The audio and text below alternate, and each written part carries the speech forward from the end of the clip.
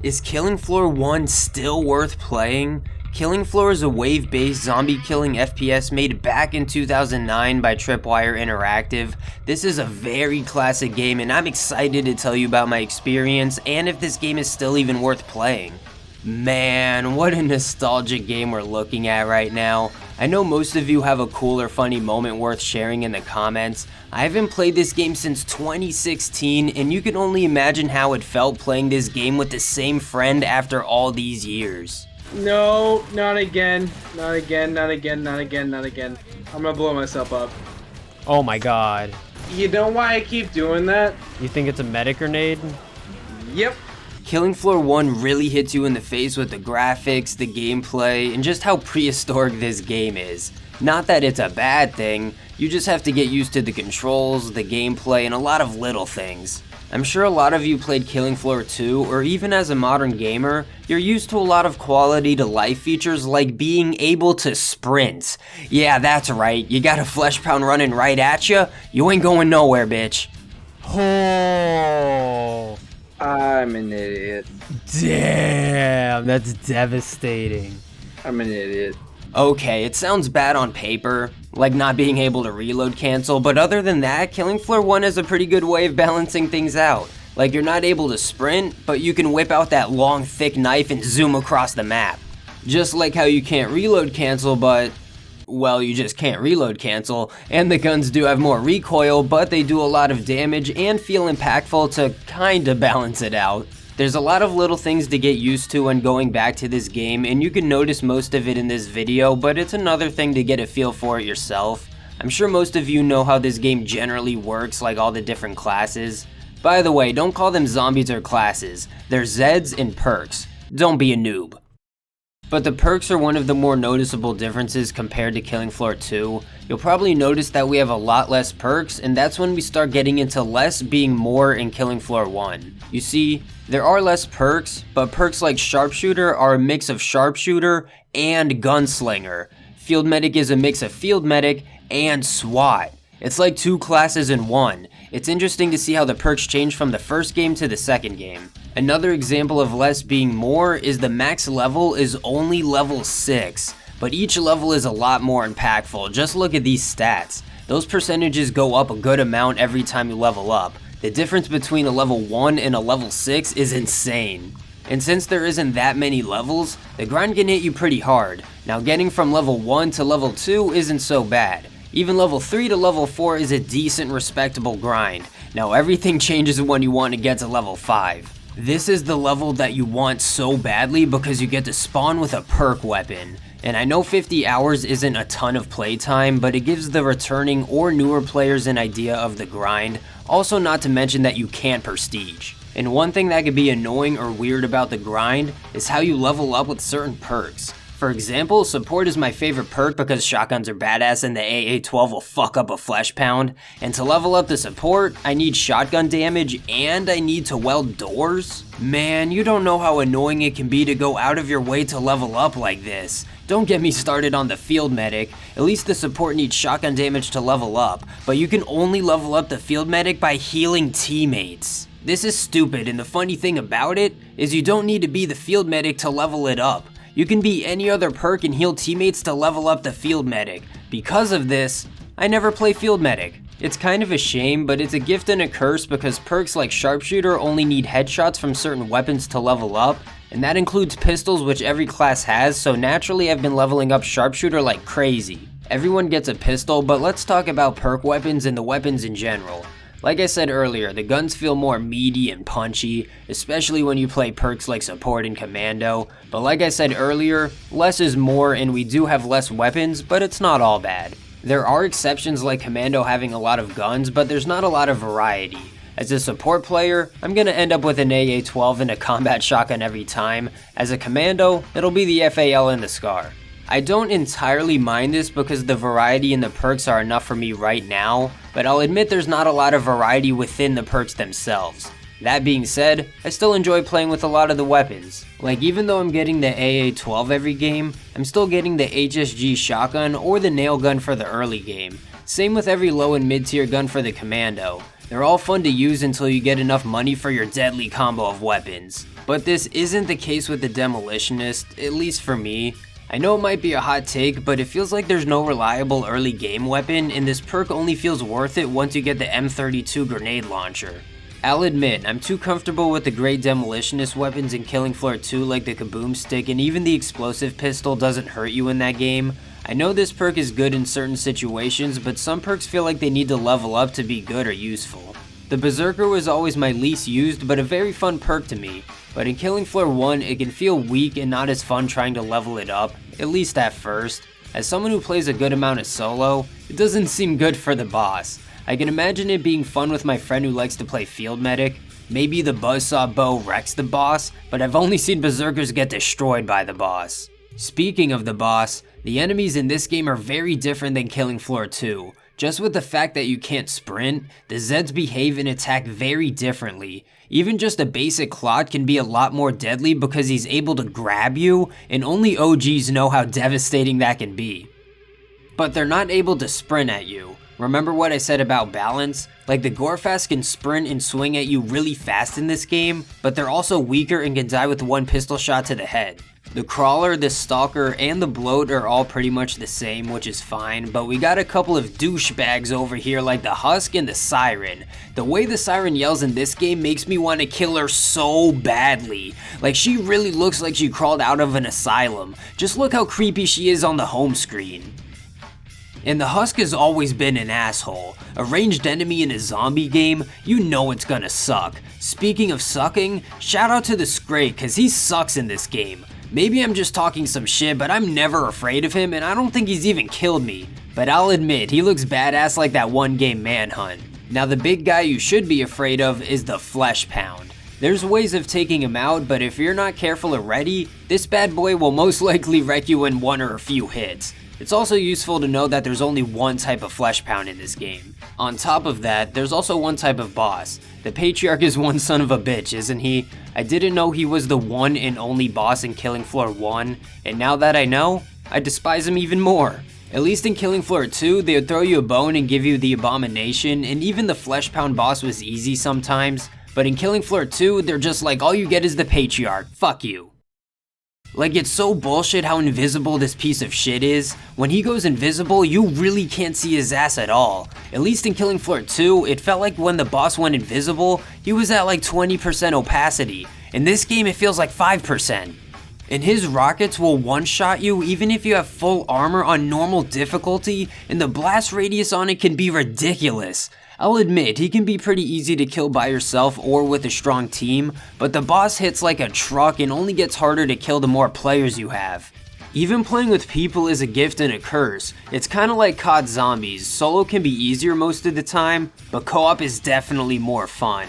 I mostly play solo or with one friend, and I'm glad I have a friend who's interested in this game and even introduced it to me back in 2015. Now, playing with someone you know is one thing. Healing teammates is half the cost and you can be smart. But playing with randoms is another story. I usually host my own server and have my friend join me, and sometimes we'll get randoms and it really is a hit or miss if they're level 6 gods or if they suck. This game is so old you would assume everyone would be a pro in level 6, but no. There's still some noobs out there and they happen to join my games. That's why I reduced my server size from 6 to 3. I don't need 4 random noobs giving the boss a million health. Speaking of servers, it's kinda sad how it's easier to host a server in this game compared to Killing Floor 2. It's a little more tricky with how you join a friend's server and everything, but once you figure it out, it's pretty simple. But if you don't want to do all that, you can join a game the classic way and just find a multiplayer server. The server browser just looks like a PC game in the 2000s, doesn't it? Well, obviously that's because it is, but isn't it nostalgic? And there's honestly not a bad amount of people still playing this game. You might be surprised. As we take a look at the player count on Steam, we're not looking too bad. There's an average of about 200 players since 2021, which isn't a lot, but it's enough to fill up some lobbies. It's a fair amount considering that you want about 2 to 6 players in a game. Of course, there's been a decline over the years, which is natural, but this is one of those games that can live forever because playing by yourself or with a friend is all you need. But if you want to experience playing these atmospheric maps with the community, play it while you can. Speaking of the spooky atmospheric maps, Learning these maps has been very fun and too spooky for me. The atmosphere and tone is very well done and consistent. You just get this ominous and horror vibe. Like, it's scary playing a map for the first time, learning what and where the good spot is. It's mostly scary because you don't want to die. It's not like a regular horror game. You won't be shitting your pants or anything. And I think the graphics and when this game came out adds to the atmosphere and tone. It came out after the Half-Life and Valve era of gaming, and it looks like it could be a mod for Counter-Strike. This game actually was originally a mod for Unreal Tournament. The history and things like the graphics only add to the atmosphere and nostalgia factor. It reminds me how World at War has a dark and gritty atmosphere that the future COD zombie games don't seem to have. I'd put Killing Floor 1 in that same World at War and Left 4 Dead 1 category. It's just more raw, gritty, and bare bones, but in a good way. I also think it's really cool how some maps get remade or have sequels like Farm and Steampunk. Farm turns into Farmhouse, and it blew my mind when I figured out how you start out in Steampunk in Killing Floor 1, and you end up on Steam Fortress in Killing Floor 2. Maybe it'll continue in Killing Floor 3. Oh. Did we get anything? Where's our prize? On most maps, you'll either walk around the map killing Zeds, or just camp. I honestly prefer camping in this game because it's not like you can sprint anyway. You'd also be surprised with how overpowered welding doors can be.